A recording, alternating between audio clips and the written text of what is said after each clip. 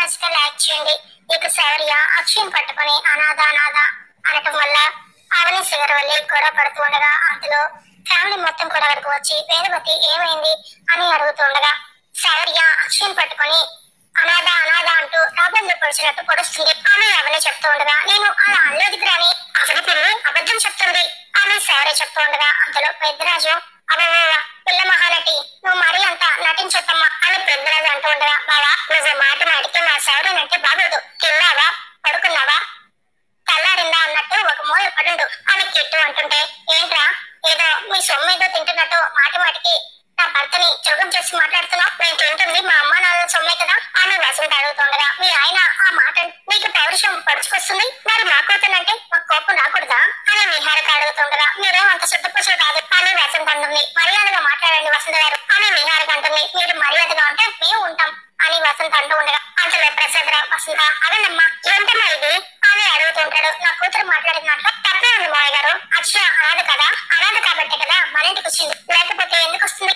అక్షయ ముమ్మాటికి అనాథే అనాథే అనాథే అని పదే పదే నిహారిక మాట్లాడుతూ ఉండగా ఇక అవని చాలా కోపం తరలిపోతూ వచ్చి నిహారిక చెంప పగలగొట్టి చాలా సీరియస్ గా చూస్తూ ఉండగా అందరూ ఒక్కసారిగా షాక్ అవుతూ ఉంటారు. ఇంకోసారి ఆ మాట అన్నా అంటే చెంప కాదు అలా పగలగొడతాను అని అవని వాణిగిస్తూ ఉండగా అవని ఎందుకంత ఆవేశం అని శ్రీధర్ అడుగుతూ ఉండగా మేడం నాలాంటి వాళ్ళు ఎప్పుడు ఇలాంటి మాటలు పడక తప్పదు, నా తల్లిదండ్రులు ఎదురుగా వచ్చే వరకు నేను భరించక తప్పదు, నా గురించి మీరు గొడవ పడకండి అని అక్షయ చెప్తూ ఉండగా అందులో కిట్టు అమ్మా ఇప్పుడు అవని నా భార్య మీద ఎందుకు చేయి చేసుకున్నమ్మా ముందు అది చెప్పాలి అని కిట్టు కూడా అడుగుతూ ఉండగా కుటుంబ పెద్దగా ఈ సమయంలో నేను ఈ మాట అనకూడదు కానీ సందర్భం వచ్చింది కాబట్టి అంటున్నాను. తల్లిదండ్రులు లేని వాళ్ళని అనాథే అంటారు కదా, నిహారిక అన్న దాంట్లో తప్పేముంది? నిహారిక మీద నువ్వు చేయి చేసుకోవాల్సిన అవసరం ఏముంది? నా ఎదురుగానే నువ్వు నా దొండ కోడల మీద చేయి చేసుకున్నావు అంటే నువ్వు నాకు ఇచ్చే విలువ ఏముంది అని వేదవతి అడగటంతో ఇక అవని షాక్ అవుతూ అది కాదత్తయ్య అని అంటుంటే ఇంకేం మాట్లాడకమ్మా, మరీ ఇంత దిగుడుతనం మంచిది కాదు అని ప్రసాదరావు అంటాడు.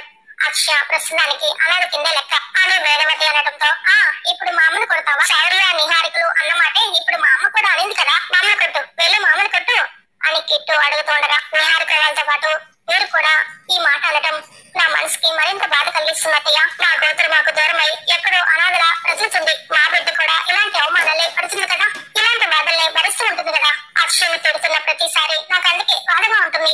అక్షయని ఎవరైనా చిన్న మాట అంటే తట్టుకోలేకపోతున్నాను అని అవని కన్నీళ్లు పెట్టుకుంటూ అడుగుతుండగా నీకు నీ బిడ్డ విషయంలో ఆవేదన ఉండటంలో తప్పలేదు, అక్షయ్ మీద ప్రేమ ఉండటంలోనూ తప్పలేదు, నీ ప్రేమకు హద్దులు ఉండకపోయినా పర్వాలేదు, నీ ప్రవర్తనకు మాత్రం హద్దులు ఉండాలి అని వేదవతి చెప్తూ ఉండగా శ్రీకర్ కొన్ని అధికారాలని చేతిలో తీసుకోవడం ప్రమాదం అని నీ దారికి నువ్వు చెప్పుకో, ఇంకోసారి ఇది రిపీట్ కాకూడదు, నిహారికి కూడా మా కూడలే, మా ముందు ఇలా చేసుకుంటే చేసిన తప్పుని అవనిని మేము దండించాల్సి వస్తుంది, గుర్తుంచుకోమను అని ప్రసాదరావు గట్టిగా చెప్తూ ఉండగా ఇక వెంటనే శ్రీకర్ అవని పద అని అవని చేపట్టుకుని శ్రీకర్ లోపలికి తీసుకుని వెళ్తూ ఉండగా కర్మ ఎవరిని విడిచిపెట్టదు నిహారిక వడ్డీతో సహా తెలియచేస్తుంది అని పెద్దరాజు చెప్తూ ఉండగా లేండి కొన్ని విషయాల్లో మనం తలదర్చుకోవడమే మంచిది, మీరు రండి అని వసంత పెద్దరాజుని తీసుకుని వెళ్తూ ఉంటుంది. ఇక వేదవతి మన ఇంటికి వస్తూ వస్తూ అవని ఈ అక్షయని ఇంటికి తీసుకురాకుండా ఉంటే బాగుండేది అని అక్షయ ముందే మాట్లాడుతూ వేదవతి ప్రసాదరావు అక్కడి నుంచి వెళ్తూ ఉంటారు. ఇక శౌర్య ఆహా ఇప్పుడు నా కడుపు నిండిపోయింది అని అక్షయత అంటూ ఉండగా ఈ విషయంలో రోజు రోజుకి ఒక గొడవ పెట్టి దీన్ని బయటకు పంపించాలి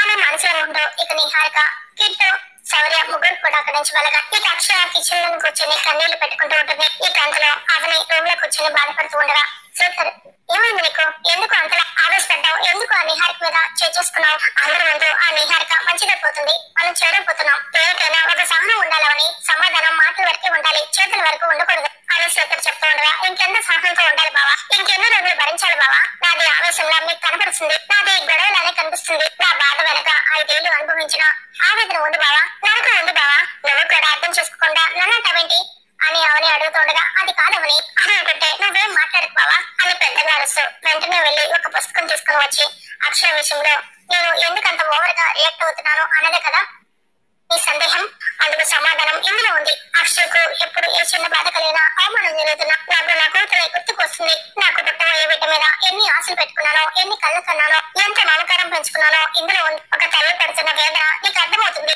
చూడు అని చెప్పేసి అవని శ్రీకర్ చేతికి ఆ పుస్తకం ఇస్తుంది. శ్రీకర్ ఆ పుస్తకం ఓపెన్ చేసి అందులో ఉన్న ఒక్కొక్క పేజీ తెరిచి చూస్తూ ఉంటాడు.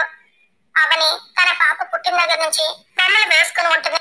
నా బంగారు తల్లి నా గర్భంలో ఉన్నప్పుడు వేసిన ఫోటో ఈ లోకంలోకి వచ్చిన నా బంగారు తల్లి గురించి నేను ఏమేమి ఊహించుకున్నానో అన్ని చూడు బావా అని అవని చెప్తూ ఉండగా ఇక శ్రీధర్ ఒక్కో పేజీ తెరిచి చూస్తూ ఉంటాడు. అవని అందులో తన పాపకి ప్రేమగా పాలిస్తున్నట్టు, అలాగే తన పాపని ఎత్తుకుని చందమామను చూపిస్తూ లాలిస్తూ నిద్ర పుచ్చుతున్నట్టు, స్నానం చేయించి బట్టలు తొడిగి ఆనందపడుతున్నట్టు, ఉయ్యల్లో వేసి ఊగుతున్నట్టు, తన పాపకి అన్నప్రాసం చేసే బొమ్మ, బారసాలు చేసే బొమ్మ, అలా ప్రతి ఒక్కటి కూడా తన పాప స్కూలుకు వెళ్లే వరకు కూడా అవని తనని తన పాపని ఊహించుకుంటూ ఆ పుస్తకంలో బొమ్మలు తీసుకుని రాసుకుని ఉంటుంది.